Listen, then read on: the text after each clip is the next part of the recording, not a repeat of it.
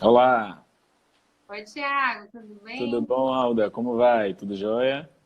E você? Tudo bem, Ó, tudo gostou? tranquilo. E aí, tá me ouvindo bem? Tô te ouvindo bem. Tá me ouvindo bem também? Tô, agora tô. Agora tá tranquilo. Pronto.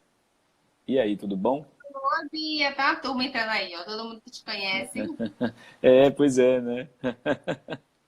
Elas vieram me Eu vi. criticar. É como Thiago. Que bom, né? Pois é. Gente, boa noite. Tudo bem com vocês? Vamos começar essa live, né? Oi, O pessoal que Bia. tá aqui hoje. Bia também tem live comigo semana que É vem. mesmo? Ah, e Bia é retada. É isso mesmo. Gente, eu sou a Aldaci Almeida, pessoal que já, todo mundo que está aqui nessa live de agora, que eu também nem me conhece, né? Eu sou a Aldaci Almeida, sou enfermeira neonatal, sou consultora em amamentação. Hoje eu trouxe aqui o doutor Tiago, que é gastropediatra também. Sim. Ele veio falar, né, com a gente sobre a PLV e a amamentação. Então, a gente vai falar, eu vou falar um pouquinho, ele vai falar um pouquinho, a gente vai tirar umas dúvidas. Então, assim, usem bastante, né, das informações do Thiago, para a gente ter bastante coisa legal que você tirar as dúvidas da mamãe. Thiago, tá com um chiado aí no fio. Deixa eu ver se. Peraí, deixa eu ver um negócio aqui. Eu acho que é esse. Peraí, um minutinho só, tá? 2 minutos. Ê, nega!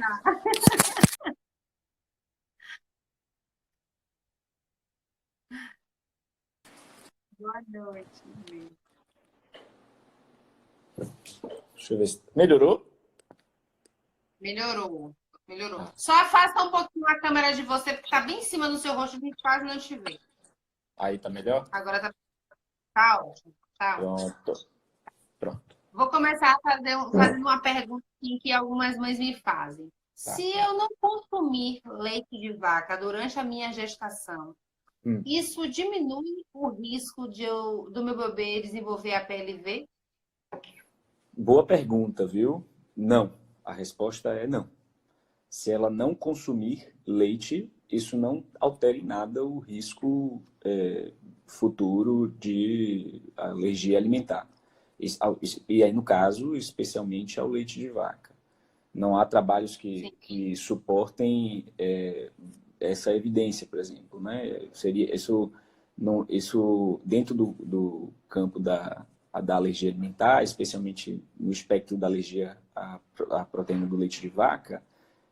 Essa pergunta que você fez e que eu também escuto muito isso em consultório, já escutei isso muito de mães que fizeram, por exemplo, dieta de restrição empiricamente, baseadas nessa suposição de que não expondo não se expondo ao leite durante a gestação, a criança, e até mesmo não se expondo ao leite durante a lactação, a criança tem menos chance de desenvolver a alergia à proteína do leite, né?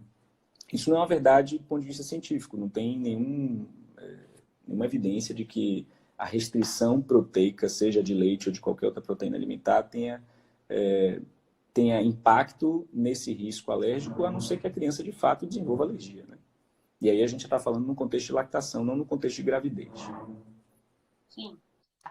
Vamos lá que agora deixa claro para as mamães o que é uma alergia à proteína do leite de vaca. Tá, alergia, Algumas, porque tem alergia à proteína e tem intolerância. E a intolerância é isso, menos comum nos bebês, né? isso, Mais exatamente, comum a alergia à proteína do leite de vaca, que é a PLV. isso. Então, qual é a diferença entre uma e outra? Alda, essa pergunta ela é fundamental para a gente falar sobre a PLV. Né? Eu acho que é importantíssimo a gente abrir essa live, essa conversa que a gente vai ter, dando nome aos bois, digamos assim, né?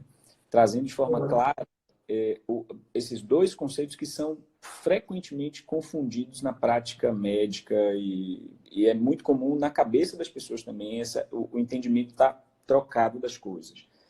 A Sim, PLV a alergia à proteína do leite de vaca, como o nome já diz, é uma reação imunológica que envolve a formação de anticorpo, envolve a ação celular, enquanto que a intolerância à lactose é uma reação adversa a um alimento. Ela é decorrente de um defeito na produção enzimática, que pode acontecer muito precocemente em doenças genéticas que cursam com a lactasia, ou seja, a ausência da produção dessa enzima durante esse período.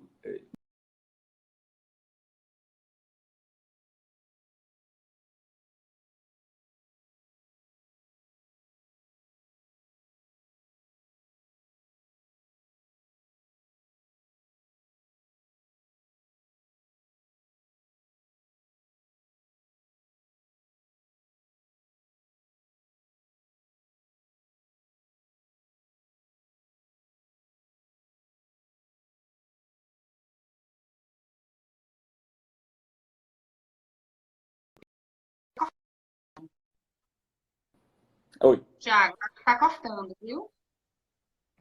Vocês conseguiram me ouvir? Não. Eu ouvi até a parte da lactasia, depois eu não ouvi mais. Pronto. Eu acho que foi a internet, então, talvez aqui.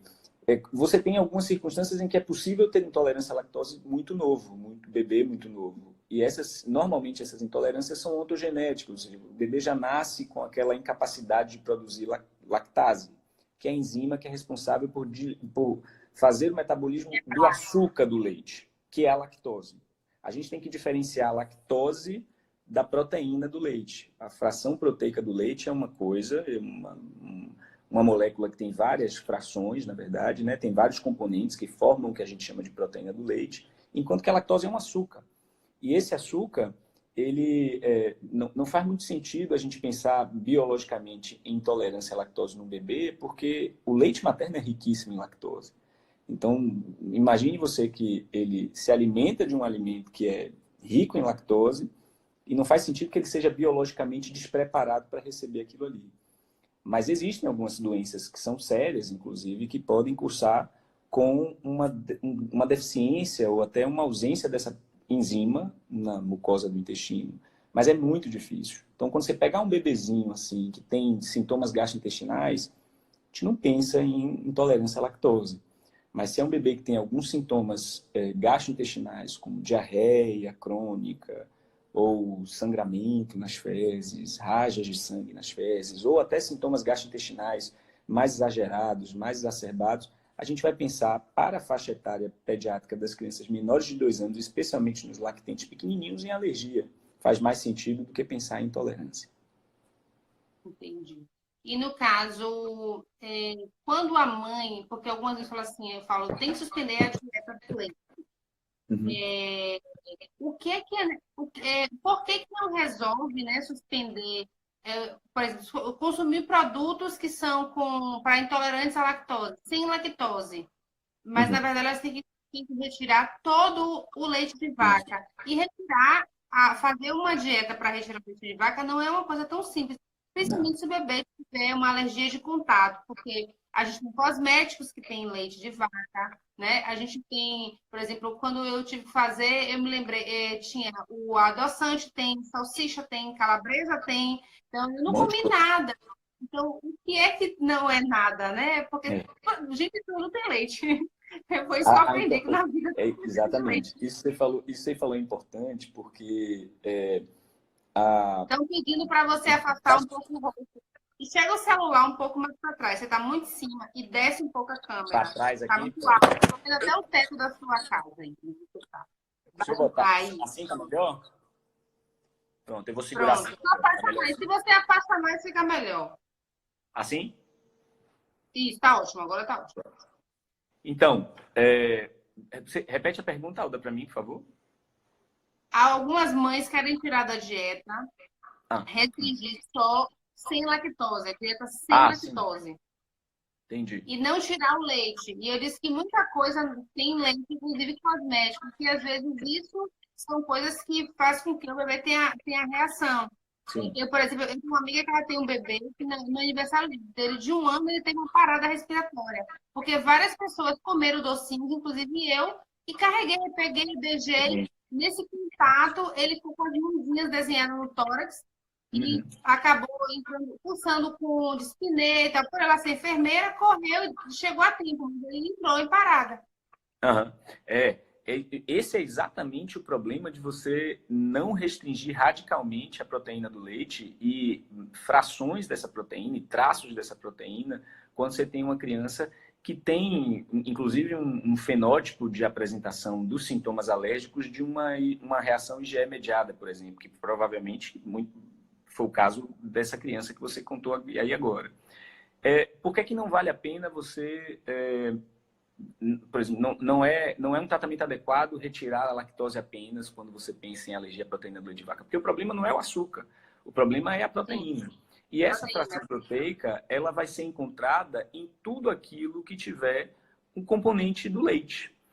A intolerância à lactose, ela não depende necessariamente da exclusão da, Proteína. da proteína, porque você tem, por exemplo, leites que não têm lactose. Você tem leite de vaca processado, fórmulas infantis que são a base de proteína de leite e não tem lactose. Se o problema for a lactose, resolvido está o problema. A grande circunstância é que não faz sentido você tratar a PLV restringindo lactose, porque você continua fazendo a exposição da criança a um alérgeno proteico, à proteína. E quando isso Sim. acontece, a depender do fenótipo da criança, se é uma criança que vai apresentar reação IgE mediada, que vai ter sintomas como esse que você falou, que vai ter desconforto respiratório, que pode morrer, inclusive, até por uma anafilaxia grave, ou uma criança dessa, ela se prejudica com quantidades muito pequenas de proteína do leite. Então, quanto mais, a depender da via que a gente esteja conversando em relação à manifestação dos sintomas, e aí, se você quiser, eu posso falar um pouquinho sobre isso também, que as manifestações clínicas de uma alergia à proteína do leite, elas variam muito, porque você tem vias que determinam essas respostas. E a depender da via, você tem mais risco de fazer reações graves ou não. E a depender da via, você também tem mais chances de induzir tolerância ou não. Então, nem todo bebê que tem alergia à proteína do leite de vaca, ele necessariamente é igual ao outro. Nem todo bebê, se pegar dois bebês que têm alergia ao leite, eles podem apresentar sintomas bem distintos um do outro e ter uma curva de evolução bem distinta também. Sim. Tauana, eu tô vendo todas essas perguntas. Espera aí que eu já respondo, tá? Deixa Tá? eu fazer as perguntas, eu vou perder meu raciocínio aqui e eu não Diga. consigo chegar. Tá. Tem crianças que, quando vão ficando maior, eu percebo que elas não têm, não é, alergia, elas não têm o APLV, elas não têm tolerância, mas tem crianças que têm alergia aos conservantes, aos estabilizantes do leite. Já vi aos alergias aos estabilizantes. O que difere isso? Porque não é proteína, não é açúcar e eles são estabilizantes. Fala um pouquinho para mim disso. Olha, você tem, de uma forma geral, os alimentos eles são acrescidos de xenobióticos, que são componentes alimentares que mudam as estruturas químicas, físicas, biológicas do alimento. Dentre esses xenobióticos, você tem conservantes, você tem saborizantes, você tem muitas vezes adoçantes.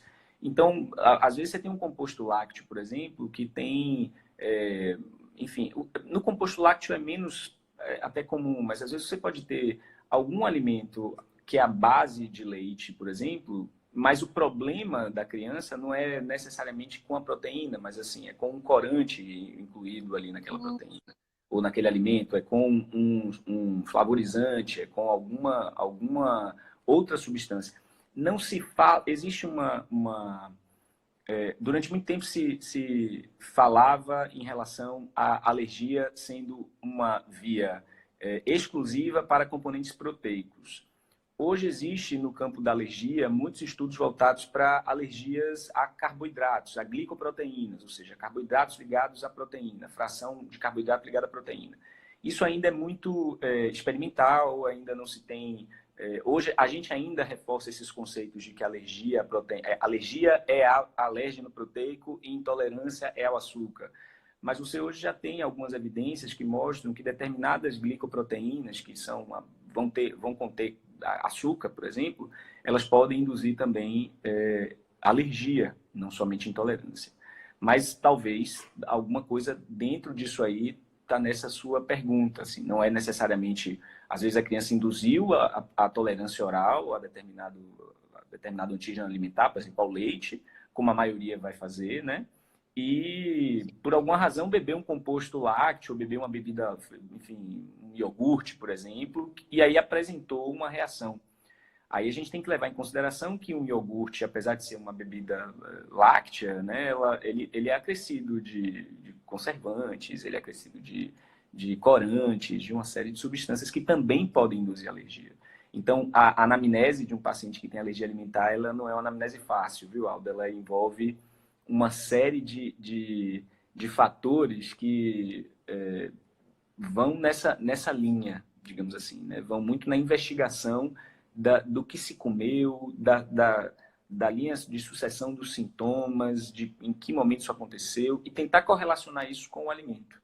É basicamente o primeiro passo. É muito mais isso até do que você encher a criança de exame, por exemplo, e tentar dar diagnóstico de alergia alimentar por exame, que muitas vezes Sim. você não vai conseguir fazer isso, na maioria das vezes, inclusive.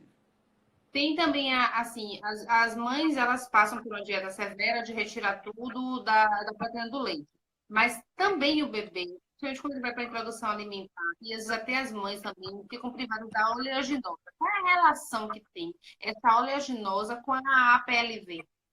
Olha, a relação direta não existe, assim, entre... É a castanha, o amendoim, Exato. entendeu? Então,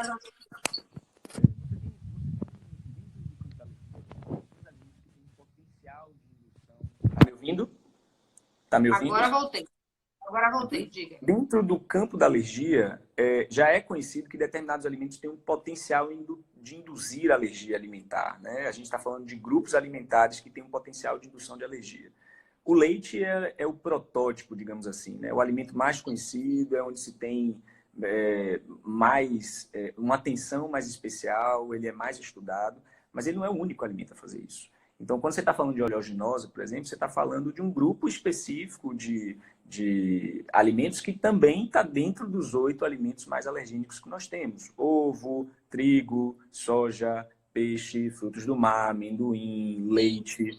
Todos esses alimentos fazem parte desse grande cardápio, digamos assim, de proteínas alimentares que são potencialmente alergênicas e que vão dar sintomas diferentes, não vão se apresentar necessariamente da mesma forma. Então, às vezes, você tem alergia a múltiplos alimentos. Às vezes é um paciente que é sensibilizado, enfim, sensibilizado ao leite e ao ovo.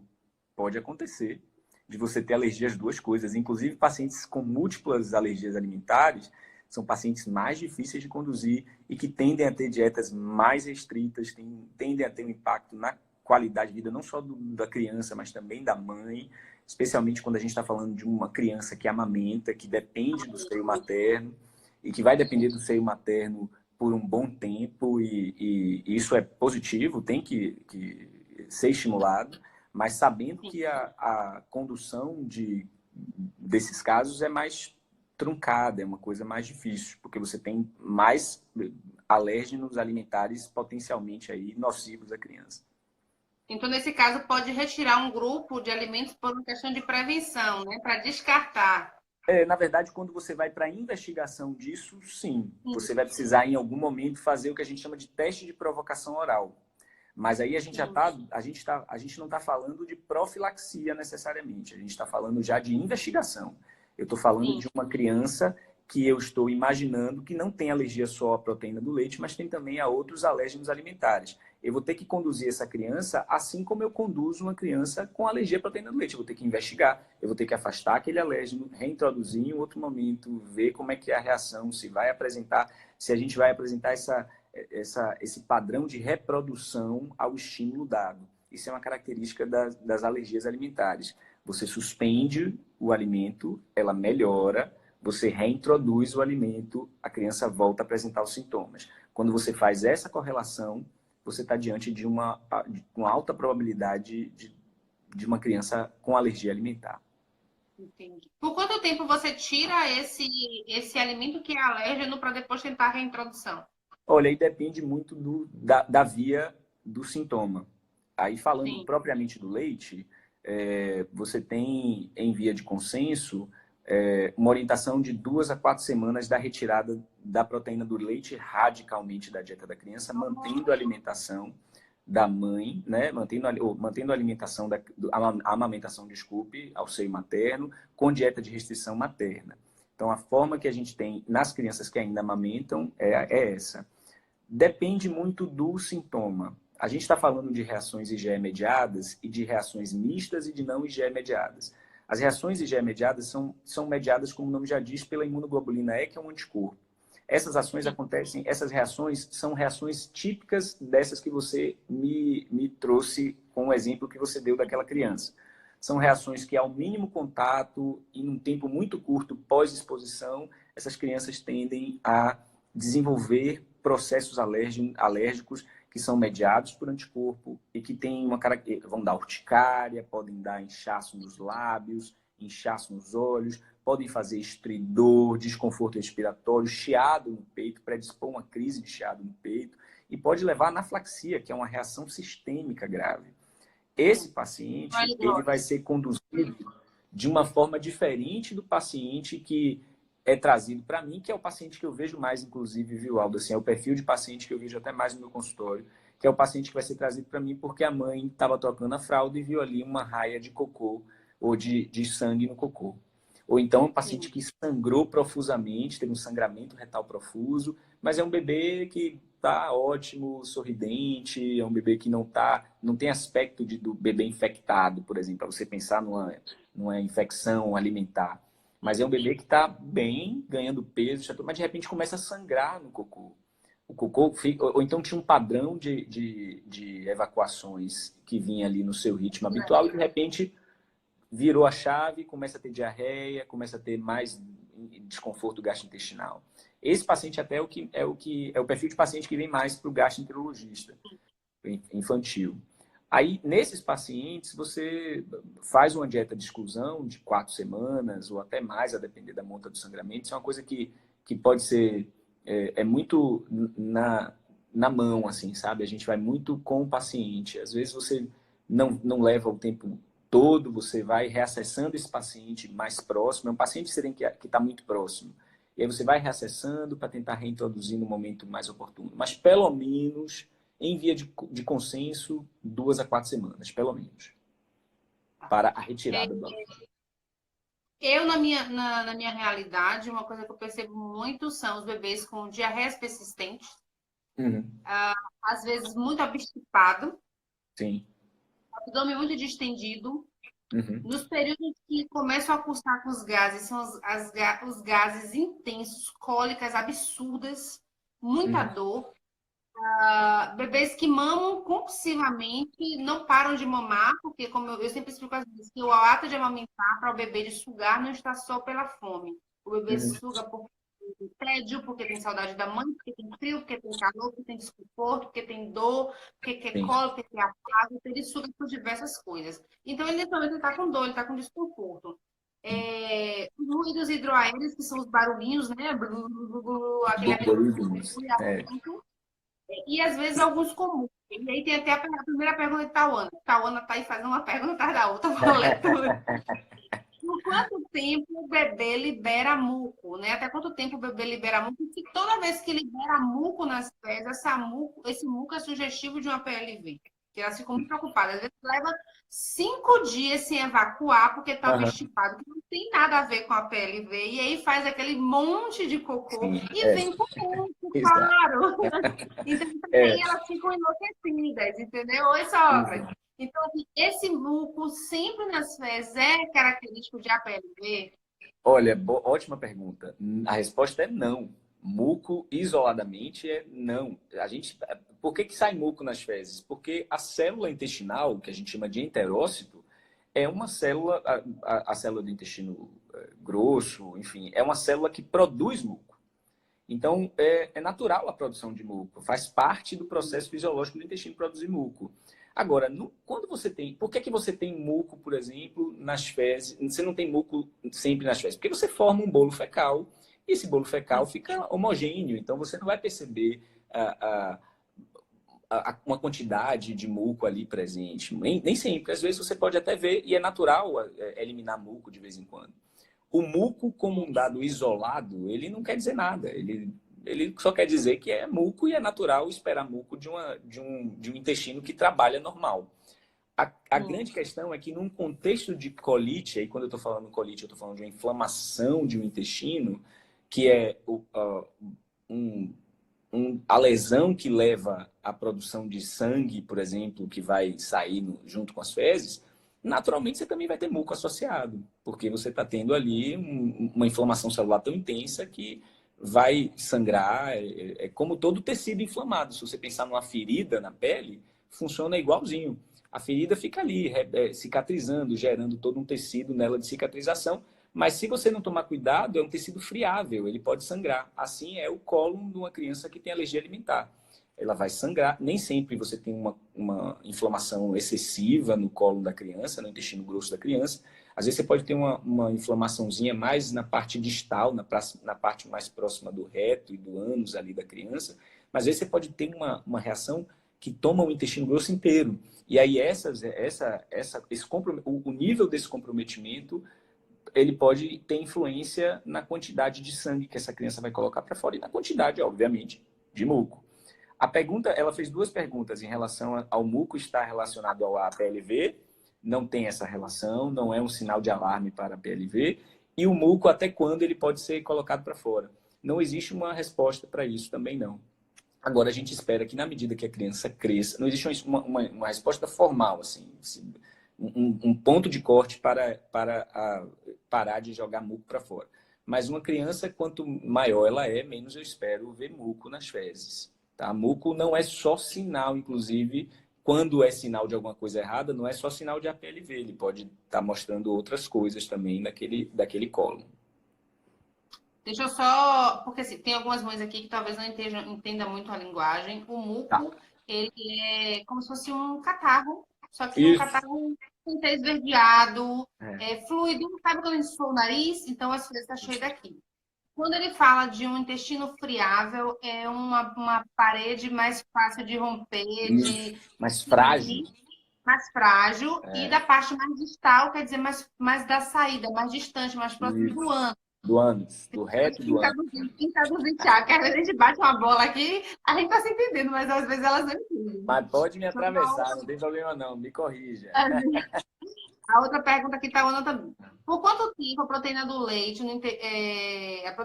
fica no intestino do bebê após ser retirado o leite da dieta da mãe? Isso é uma coisa que ela tem muita preocupação. Por exemplo, eu digo, suspende tudo e marca o gasto. Eu sempre falo isso.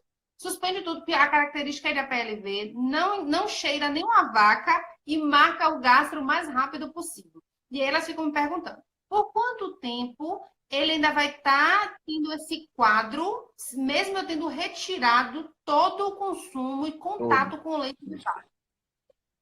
Olha, pergunta interessante. Não há... Monique, já essa pergunta, já perguntava daqui a pouco. Não há um consenso sobre o quanto, depois de retirada a proteína do leite de vaca, o quanto você ainda tem traços e frações dessa proteína circulantes ainda no leite. Você não tem um consenso para isso. Depende da fração do leite. Quando eu digo fração proteica do leite, eu estou lhe dizendo que, do ponto de vista molecular, essa proteína é composta por várias frações. São elas a caseína, as principais, né? A caseína, alfa-lactoalbumina, beta-lactoglobulina. Essas são as principais, mas tem outras frações. Mas do ponto de vista alérgico, assim, do universo da alergia alimentar, essas são as que a gente mais chama a atenção. Há quem diga que a beta-lactoglobulina, por exemplo, que diga-se de passagem, a fração do leite de vaca que passa pelo leite materno, tá? Então, por isso que é importante a dieta de exclusão da mãe que está amamentando, porque existe uma fração do leite de vaca que ela consome na dieta que vai passar pelo peito, que vai passar pelo leite. E essa fração é a beta-lactoglobulina, tá? Quando você tem a beta-lacto, por exemplo, você não tem um consenso de quanto tempo fica. Há quem diga que fica 7 dias ou até mais. É por isso que a gente faz pelo menos 2 semanas de restrição de dieta. Porque é um tempo seguro, no mínimo eu estou falando, tá? No mínimo. É um tempo seguro para você ter essa fração depurada ali, metabolizada, e a ponto de você ter, de fato, um leite isento de proteína de leite de vaca, né? Um leite Existe materno. algo que, existe algo que possa ser feito para acelerar a eliminação?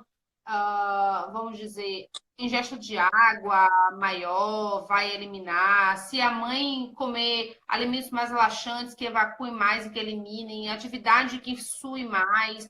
Existe essa possibilidade? Olha, não há nenhuma evidência, nenhum estudo, nem essa informação em consenso, né, do que tem de literatura médica, não. Literatura. Isso, em literatura médica, não. A gente não tem esse conhecimento formatado. Se você fizer. A gente sabe que para o aleitamento materno é importante a lactante estar hidratada, é importante se alimentar bem, é importante que ela não tenha restrições proteicas desnecessárias, é importante que ela se alimente muito bem. Porque isso tem impacto na qualidade do seu leite, digamos assim, na produção do seu leite, no perfil nutricional, tanto dela quanto do que ela mobiliza para o leite dela. Mas isso não tem relação com acelerar ou não a excreção, digamos assim, né? A expulsão dessa proteína. Não há essa informação, isso não é uma coisa que a gente tenha resposta, uma verdade científica, exatamente. Tem uma outra pergunta aqui, de Monique. Diga. Monique está super interessada em saber isso aqui. É verdade que pode durar 3 meses a diarreia do bebê que está com a PLV? Minha bebê já tem 1 mês com diarreia e pouco sangue. E ainda não estabilizou e sigo firme sem furos na dieta. Deixa eu ver se eu entendi a pergunta. Depois que tirou, fez a dieta, em dieta de isenção, a diarreia fica ainda 3 meses? Isso. Olha, 3 meses. 3 meses são 12 semanas, não é isso? Ela tem 1 mês, ela já tirou, né? Ela falou que é verdade que pode durar até 3 meses. Tem 1 mês que ela retirou. Ah, sim, entendi. E aí ela quer saber em quanto tempo a diarreia melhoraria. Olha, aí a gente tem que a gente tem que ver em que momento ela está do diagnóstico. Porque, olha bem, o diagnóstico foi feito, porque se a resposta for sim, ou seja, se eu já estou considerando que essa criança tem a PLV, você vai reacessar essa criança, a depender, obviamente, do braço do sintoma, né? Do braço da resposta imunológica, se é IgE ou se não é, ou se é não IgE. Eu vou reacessar, segundo o protocolo, a cada 6 meses. Ou seja, eu vou fazer reexposições dessa criança para observar a tolerância a cada 6 meses. Se eu, por exemplo, um exemplo hipotético, um bebê que tinha sangramento nas fezes, eu recebi esse bebê, tirei o leite da dieta, a proteína do leite, esse bebê está em restrição total e radical.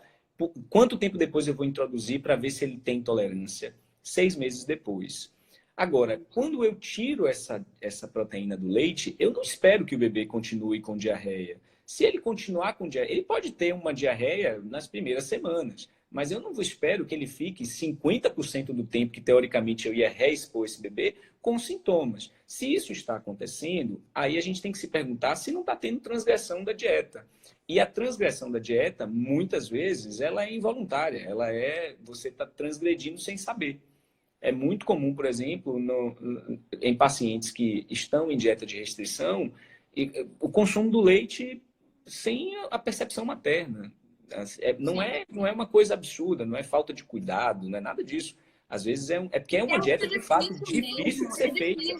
A gente não conhece tudo, nem todos estão nos rótulos. Isso. Tem rótulos que é discriminado de uma forma que as mães Exatamente. não entendem. Você pegar, Uma coisa por que eu exemplo... queria saber de você. Diga. Você, por exemplo, Uma coisa pega que o eu rótulo de um queria saber, alimento. pelo fato de eu ter um filho com APLV, Sim. e aí a minha irmã tem um filho também. Se depois, vamos dizer, essa criança começa a apresentar sintomas, inicialmente não, mas depois ela começa a apresentar, existe essa correlação de ser genético, da família? Sim, existe. Já é um alerta para a mãe ficar, porque eu tenho Sim, irmãs claro. a alergia alimentar, de uma forma geral, ela não é explicada por um fenômeno apenas. A gente tem fenômenos epigenéticos, por exemplo. O que é epigenético? É um fenômeno que é resultado da interação do potencial genético de desenvolver alguma coisa com o estímulo do meio, por exemplo. O que isso quer dizer?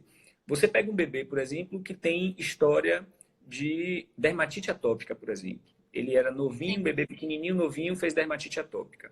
Esse bebê começa a ter contato com proteína do leite de vaca precocemente. A gente está dando um estímulo, ou seja, você está apresentando a esse bebê a proteína do leite muito precocemente, e esse bebê tem um perfil atópico, ou seja, um perfil alérgico, que junto com essa exposição você acelera a manifestação. Por quê? Porque os fenômenos epigenéticos, eles fazem parte da explicação da origem da alergia alimentar. Assim como você tem fatores relacionados a genes, a expressões de proteínas específicas e ao comportamento, que é basicamente o comportamento alérgico, é um comportamento familiar. Então, as outras doenças, por exemplo, funcionam dessa forma. Se você pegar uma asma, por exemplo, o pai e a mãe que têm asma, esses pais, o filho tem fator de risco maior, inclusive, para desenvolver asma mais precocemente.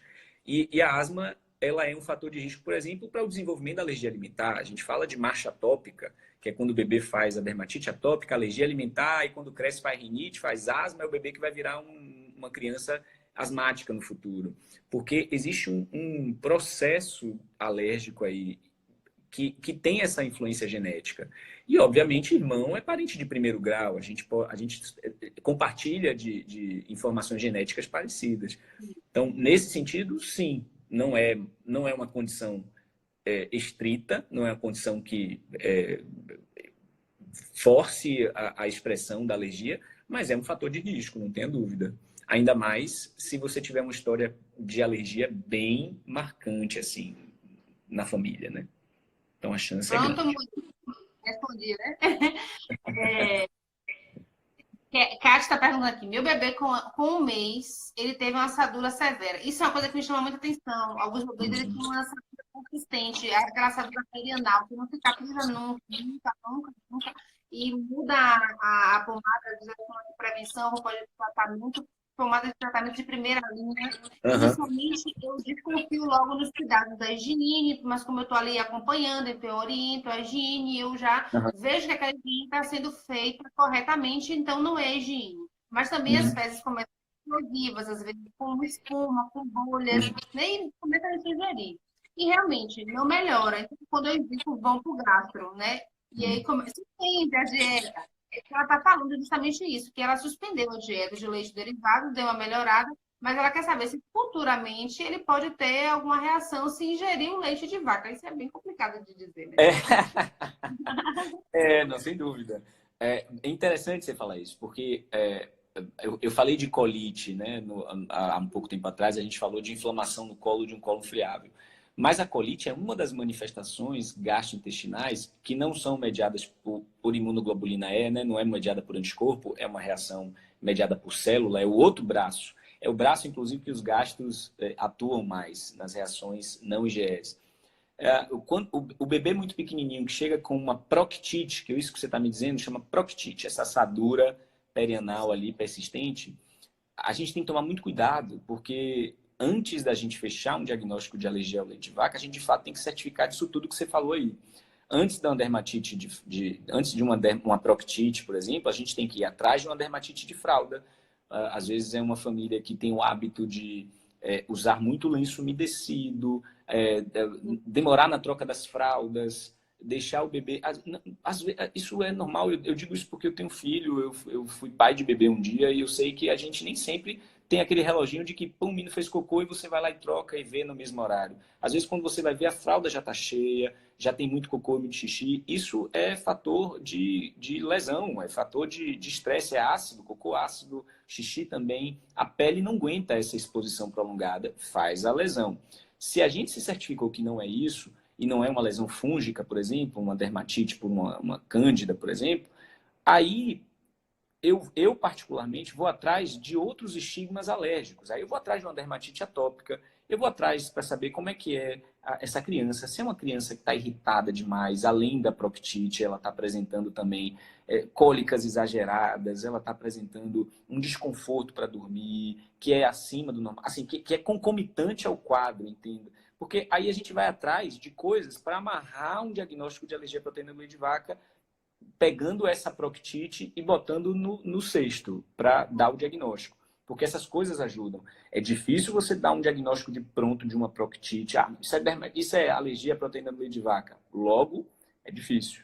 Mas, como eu lhe disse no começo, o diagnóstico da alergia alimentar ele é investigativo e ele precisa ser amarrado com outros sintomas. Então, toda assadura, ela tem que obedecer esse step de investigação, essas intervenções graduais. Então, vamos primeiro no que é mais comum, depois vamos naquilo que é mais ou menos, e depois vamos naquilo que fica de diagnóstico diferencial. Aí entra, depois que você já fez tudo isso e não melhorou, eu faria a mesma coisa, eu mandaria para um gastroenterologista infantil para investigar uma alergia à proteína do leite, uma proctite alérgica. Sim, tem uma outra coisa também aqui. Eu estou indo subindo aqui aos pouquinhos para poder ver a pergunta aqui. Estou na de Daiane. Daqui a pouco eu leio a sua. Daiane, olha só. A questão do refluxo, né? Às vezes o bebê é um bebê que soluça muito.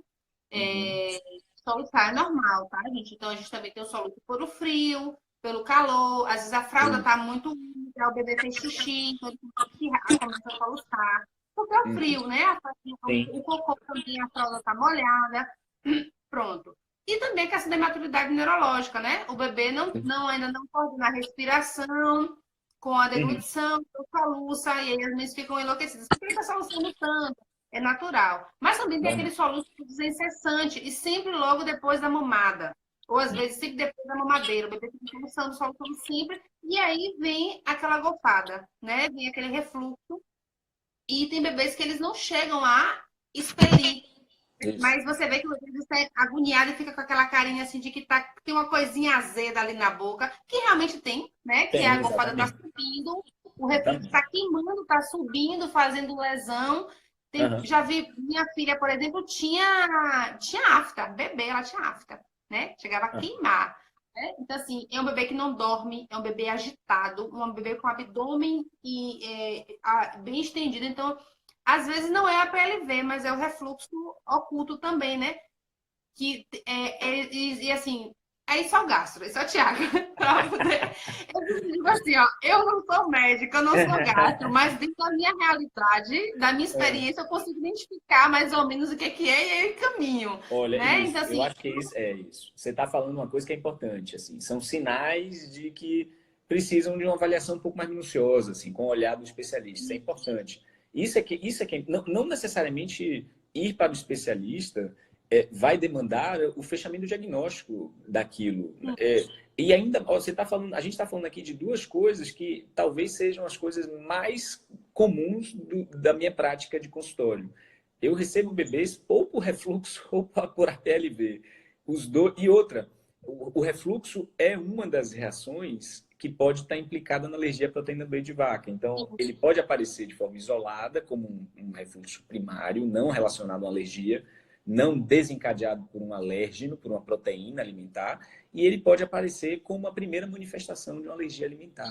E isso é tão real que o penúltimo consenso de refluxo em criança pequena, de doença do refluxo, tá? Depois eu vou fazer só um adendozinho para quem está vendo a gente, a diferença importantíssima, e isso que você falou no começo foi muito importante, porque a gente precisa também, é importante, a mesma preocupação que eu tenho, Alda, de esclarecer que alergia ao leite de vaca é diferente de intolerância à lactose, é idêntica à minha preocupação de esclarecer que refluxo gastroesofágico é diferente de doença do refluxo gastroesofágico, porque isso é o que mais pega em consultório. Então, quando você pega, por exemplo, o consenso anterior, o penúltimo, de doença do refluxo em pediatria, o que mudou desse último consenso para o consenso mais recente é justamente que dentro da sua análise diagnóstica, a alergia à proteína do leite de vaca tem que ser afastado antes de você instituir tratamento farmacológico de um paciente que tenha refluxo, suspeita de refluxo patológico. Ou seja, eu estou pegando um bebê que eu estou com suspeita de que está com refluxo, eu tenho que fazer um teste terapêutico de retirada do leite dessa criança por pelo menos 2 semanas, para poder ver se o refluxo melhora. Porque, às vezes, antes de você optar por um tratamento farmacológico, como um omeprazol, um Losec Mups, uma coisa assim, que uma caixa é uma nota que a família vai comprar numa caixa só, você pode ter um benefício muito grande tirando o leite, porque, às vezes, é uma manifestação de alergia àquele refluxo. Então, isso é importante. A proteína, desculpe, a doença do refluxo, ela é diferente do refluxo fisiológico. O E refluxo é fisiológico é normal uma ter o condição refluxo também. normal.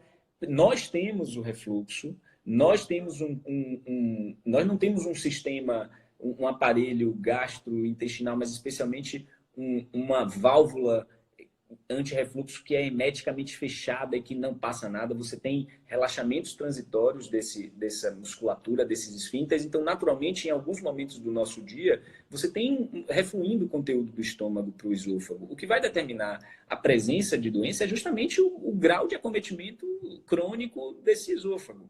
E assim é na criança. Quando você tem excessivamente um mecanismo imaturo que favorece a volta do conteúdo do estômago para o esôfago, e isso é crônico, isso acontece com muita frequência, a chance de você desenvolver uma esofagite ali é muito grande. E aí você tem, de fato, sim, um impacto na saúde da criança. Porque uma criança que tem esofagite é uma criança que vai sofrer por isso, é uma criança que vai deixar de mamar por conta disso, é uma criança que vai perder peso por conta disso. Então as pessoas falam, mas meu bebê regurgita horrores. Mas se o bebê está ganhando peso e está mamando bem, então ele não tem esofagite. Dificilmente ele tem E esofagite. também não dorme, né? Um bebê que não dorme, ele não dorme. Isso.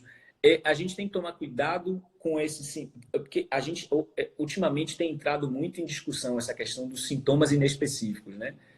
Sono irritado, mamada irritada, se contorcer excessivamente, chorar excessivamente. A cabeça balança Isso muito, pode fica muito ser... assim. Isso pode ser qualquer coisa para um bebê. A realidade é essa.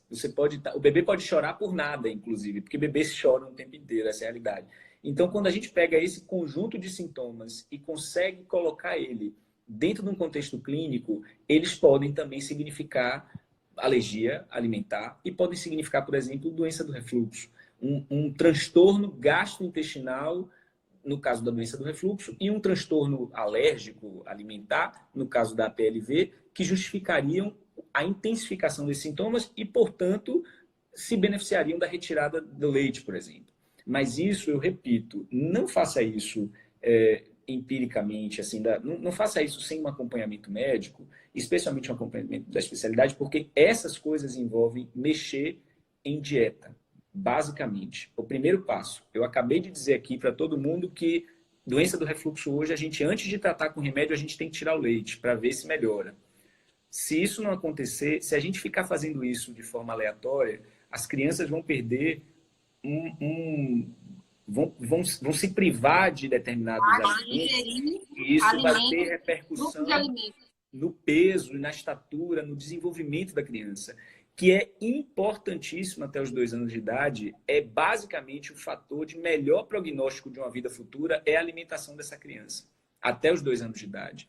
Então, a alimentação da materna durante a gestação e a alimentação durante os 2 primeiros anos da criança são os fatores de maior impacto na qualidade de vida dessa criança e nas suas funções biológicas desse tempo para frente.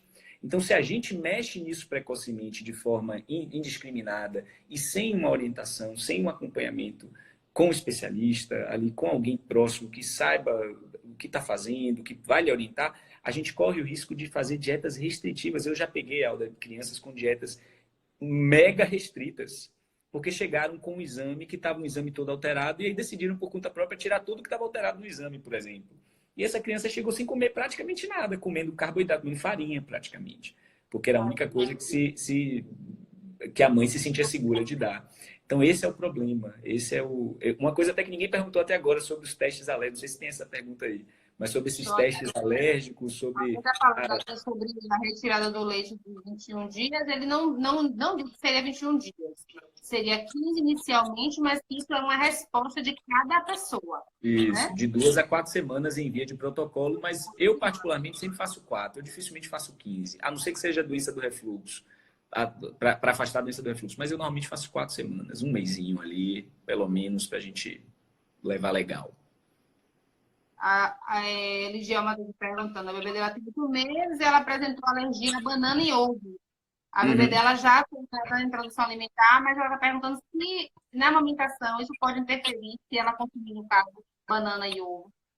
Olha, Sim. não, não tem não tem essa com a amamentação, assim, dela comer, você diz, né? Sim, ó, a bebê é que Apresentou. tem alergia à banana e ao ovo. Sim. Então, a oncologista passou a dieta de leite e derivados, mas Uhum. ela nunca tomou fórmula apenas. O que ela quer saber é se a dieta alimentar pode influenciar na reação ao leite materno. Sim. Porque, assim, pelo que eu vejo aqui, ela suspeita também do leite materno, Aham, entendi. entendeu? Entendi. E Entendi. ela consumir leite, sim, né? Sim, sim. Consumo de leite, sim. A Mas única, a banana e única... ovo, não. Não. Aí é o consumo direto do bebê, aí tudo bem. Mas o consumo da gestante, da mãe, da lactante, não. Não. E outra, existem proteínas alimentares, como o ovo, por exemplo, foi citado aí, interessante. O ovo, ele tem características que, a depender da temperatura que você forneça a proteína do ovo, ele tem mais chance de causar alergia ou não. Inclusive o leite é assim, sabia? Lá fora, inclusive, existe uma modalidade, aqui no Brasil isso já existe, mas não é tão difundido quanto lá fora, uma modalidade que eles chamam de baked, do leite, do toasted, na verdade, né? Que é um leite Cortando a tostado. internet. Tá me ouvindo? Tá cortando, eu também não sei. Você tá me ouvindo? Vocês Eu tô me lhe ouvem, ouvindo, mas pessoal? não tô Porque ouvindo, mas não tô lhe vendo bem. Tá travado o seu vídeo. Agora voltou. Voltou. só um minutinho que aqui tá chovendo pra caramba, só um minuto. Amor, ô amor, fecha a janela aqui rápido, tá molhando tudo. E aí você tem, por exemplo, formas de apresentar esse leite que perdem, do ponto de vista da indução de alergia, o seu potencial. Por exemplo, o que eles chamam de leite tostado, leite queimado, é o baked, né? Uma forma de você aumentar a determinadas temperaturas tão altas que você desnatura a proteína e ela vai perdendo o seu potencial alergênico. Amendoim às vezes funciona com isso. Ovo, por exemplo, é uma das proteínas que funciona com isso. A criança, por exemplo, tem alergia à proteína crua do ovo, mas aquecida a determinada temperatura ela não apresenta. Então, o campo da alergia alimentar hoje é tão vasto, e existem estudos tão tantos braços de estudo que existem possibilidades hoje de você conduzir uma alergia alimentar de forma mais eficiente, de forma mais assertiva, visando sempre a menor restrição alimentar possível. Se a gente entende que o benefício de uma alimentação variada ela é tão positivo para uma criança, especialmente para uma criança pequena, que a gente tem que achar alternativas para, de fato, não fazer com que ela entre em restrições alimentares desnecessárias. Então, você tem, por Você exemplo, queria alguns falar alimentos que são alguma assim. coisa? Você queria falar alguma coisa? Assim, eu não falei ainda, ninguém perguntou Sobre, alguma coisa. sobre exames, se alguém fez alguma pergunta sobre os exames de alergia nas crianças, como é que dá Sim. de ter feito IgEs específicas, dosagens de IgE, aí chegou com isso, porque isso é uma coisa que eu recebo muito também, Alda, no consultório. Olha, eu vim para cá porque me orientaram, eu vim para cá porque eu fiz um teste de alergia e deu positivo. E aí eu tenho alergia a isso, a isso, a isso, a isso, a isso. Eu já recebi várias pessoas assim. Eu tenho alergia a isso, a isso, a isso. Aí tira da dieta da criança. Tipo assim, as IgEs específicas deram positivas para uma porrada de comida e aí vai tirando tudo da comida. O menino chega para mim comendo, sei lá, alface com beterraba, com e só, entendeu? O menino com a restrição absurda. E quando você vai ver, a única coisa que estimulou a restrição foi um exame de IgE específica. É importante a gente falar isso, porque exame laboratorial não dá diagnóstico de alergia. Isso é importantíssimo. Você que está me ouvindo aí, está participando dessa live, exame laboratorial não dá diagnóstico de alergia.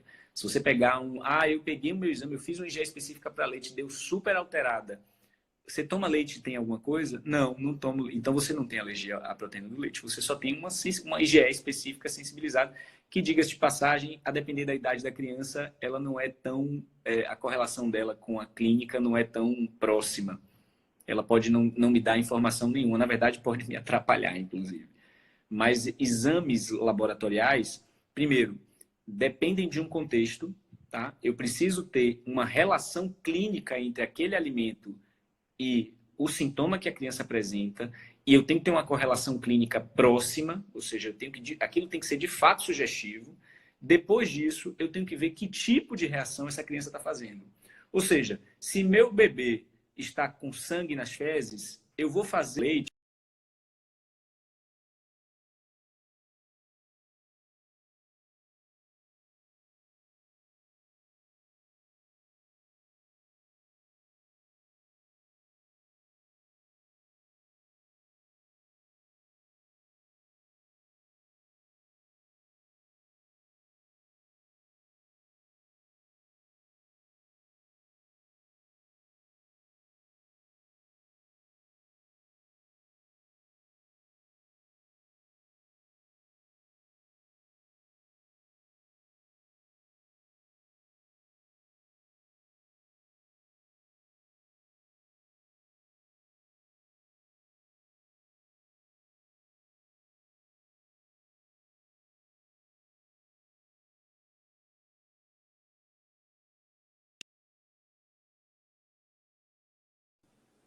Oi, voltou?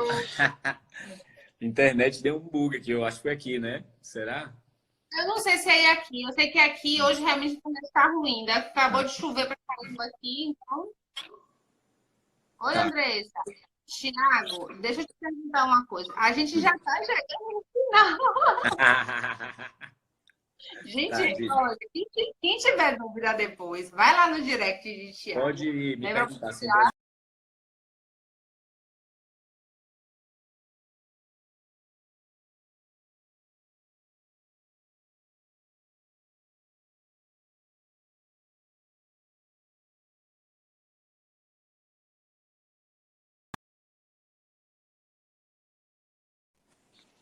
Oi, voltei.